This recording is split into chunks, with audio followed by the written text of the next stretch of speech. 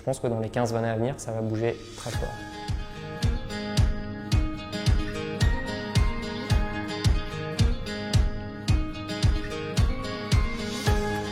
Le Made in France, c'est la génération Y. Clairement, c'est un enjeu de société énorme et je pense qu'on en est qu'au début. En fait, le Made in France, derrière, il y a la question du sens. En fait. De pourquoi, comment sont fabriqués les produits que tu portes. Dans le textile, c'est très vrai. Dans l'alimentaire, c'était très vrai et c'est toujours très vrai. Et je pense qu'on en est au début de ça, de se dire en fait, en tant que consommateur,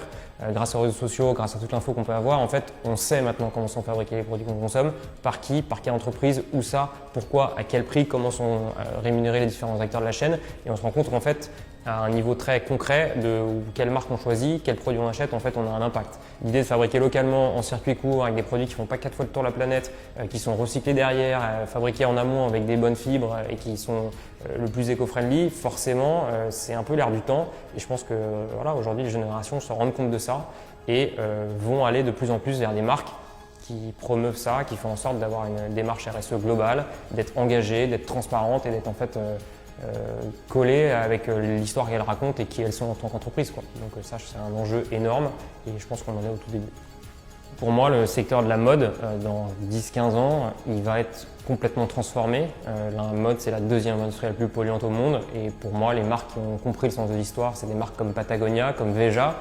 comme nous, j'espère, en tout cas de se dire ok, on va regarder notre démarche, on ne fait pas tout parfait, il y a des points qu'on maîtrise dans la chaîne de valeur, d'autres moins, voilà ce qu'on doit travailler dans l'avenir et d'arrêter d'être dans une logique de croissance à tout prix, de rentabilité, de marketing dans tous les sens pour aller chercher encore plus de parts de marché, mais en fait de mettre ces efforts-là un peu plus dans comment est-ce qu'on fait les choses, comment est-ce qu'on a une démarche vertueuse et je pense qu'il va y avoir un bouleversement énorme des clients qui un peu vont switcher au fur et à mesure. On va se dire en fait, on va arrêter d'acheter n'importe quoi, on va commencer à vraiment se poser des questions et je pense que tout se passe évidemment sur les réseaux sociaux où cette info elle est dispo et je pense que c'est une vague de fond qui est en train d'arriver et je suis pas sûr que les grandes marques et les grands groupes se sont forcément bien appropriés ces sujets.